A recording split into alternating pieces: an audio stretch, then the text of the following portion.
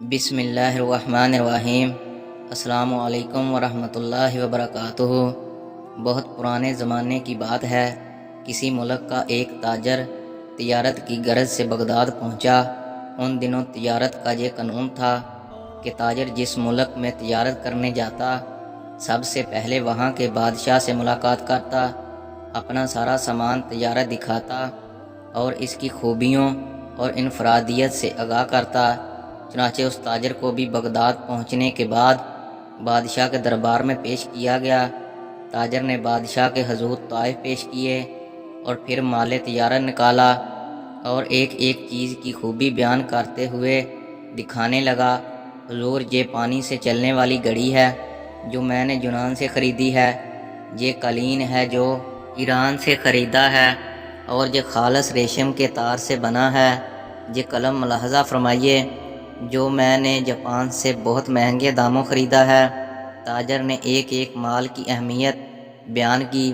بادشاہ نے مسکراتے ہوئے کہا، بہت خوب، تمام چیزیں بہت عمدہ نایاب ہیں جو تم نے ایران، یونان اور جاپان سے خریدی ہیں، لیکن یہ تو بتاؤ کہ تمہیں ہندوستان میں ہمارے شایان شان کوئی چیز نظر آئی؟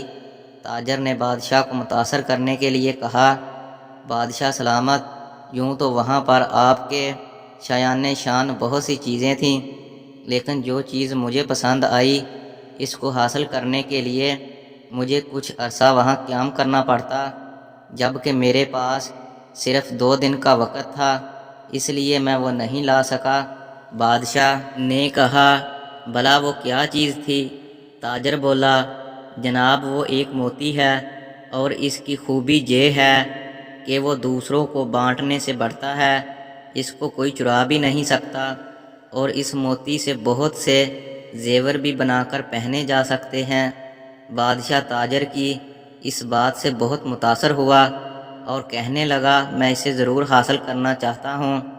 اس نے فوراً اپنے ایک خاص وزیر کو معا سامان و سواری اس ہدایت کے ساتھ رخصت کیا کہ اب وہ موتی لے کر ہی لوٹے۔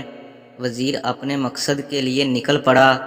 جنگلوں، سمندروں، پہاڑوں اور صحراؤں غرض کے ہر جگہ کی خاک شان ماری، وادی وادی گھوما، ہر شخص سے اس نادر و نایاب موتی کے بارے میں پوچھا، مگر سب نے یہی کہا کہ ایسا کوئی موتی نہیں جو چوری نہ ہو سکے اور اس سے بہت سے زیور بھی بن جائیں۔ لوگ اس کی بات سن کر ہنستے اور کہتے، مسافر پاگل ہو گیا ہے۔ یوں مہینوں بیت گئے، نا امیدی کے سائے گہرے ہونے لگے، مگر بادشاہ کے سامنے ناکام لوٹنے کا خوف اس کو چین نہیں لینے دے رہا تھا۔ وزیر نے ہر ممکن کوشش کر لی کہ اسے کوئی ایسا موتی مل جائے، لیکن نہ ملا۔ آخر کار اس نے واپسی کا ارادہ کر لیا۔ وزیر اپنی ناکامی پر زار و قطار روتا جنگل سے گزر رہا تھا۔ رات خاصی بیت چکی تھی اور وہ تھک بھی گیا تھا۔ ایک درخت کے پاس آرام کے ارادے سے لیٹا ہی تھا کہ اسی لمحے ایک روشنی اپنی جانب بڑھتی نظر آئی۔ پہلے تو وہ ڈر گیا، مگر پھر ایک آواز نے اس کو حوصلہ دیا، ارے نوجوان، ڈرو مت، میں اچھی پری ہوں، بتاؤ تمہارے ساتھ کیا مسئلہ ہے؟ مدتوں کا تھکا مسافر معلوم ہوتا ہے، بتا میں تیری کیا مدد کروں؟ وزیر نے اپنی داستان کہہ سنائی کہ اسے جس موتی کی تلاش تھی وہ اس کو کہیں سے بھی نہیں ملا۔ اب اچھی پری وزیر کے سامنے آ چکی تھی اور وہ وزیر کی بات سن کر بے ساختہ ہنسنے لگی اور بولی، افسوس کہ تو نے عقل سے کام نہ لیا اور محض ایک موتی کی تلاش میں مہینوں مارا مارا پھرتا رہا۔ وزیر بولا، اچھی پری میں تمہارا مطلب نہیں سمجھا۔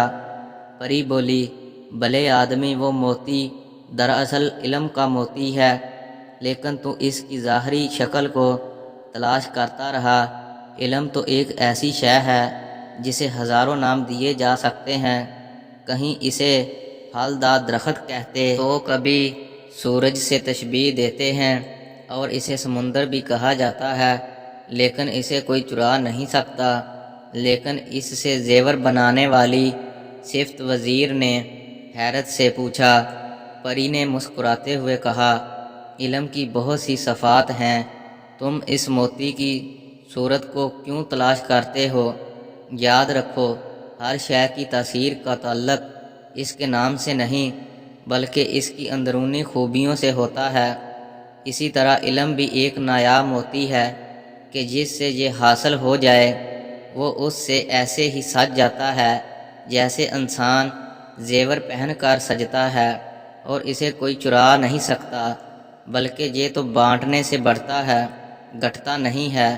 وزیر بڑے غور سے پری کی بات سن رہا تھا اور بالآخر قائل ہو گیا کہ واقعی علم ایک ایسا موتی ہے کہ جس کے پاس ہو وہ دراصل دنیا کے سب سے قیمتی زیور کا مالک بن جاتا ہے۔ وزیر نے پری کا شکریہ ادا کیا، جس کے بعد اچھی پری وہاں سے غائب ہو گئی۔ اب وزیر بہت خوش تھا اور اپنی کامیابی کے گیت گاتا اپنے ملک کو روانہ ہو گیا۔ وہاں پہنچ کر اس نے بادشاہ کو علم کے موتی کے بارے میں بتایا اور سمجھایا، تو بادشاہ بھی پری کی بات کا قائل ہو گیا کہ صرف علم ہی وہ موتی ہے جسے کوئی چرا نہیں سکتا۔ سبق: علم ایک ایسا موتی ہے جس کی چمک دمک زمین سے آسمان، فرش سے عرش تک ہے، اور علم کے اس موتی کی روشنی میں ہی انسان اس کائنات کے خالق و مالک تک رسائی حاصل کرتا ہے۔ السلام علیکم ورحمۃ اللہ وبرکاتہ۔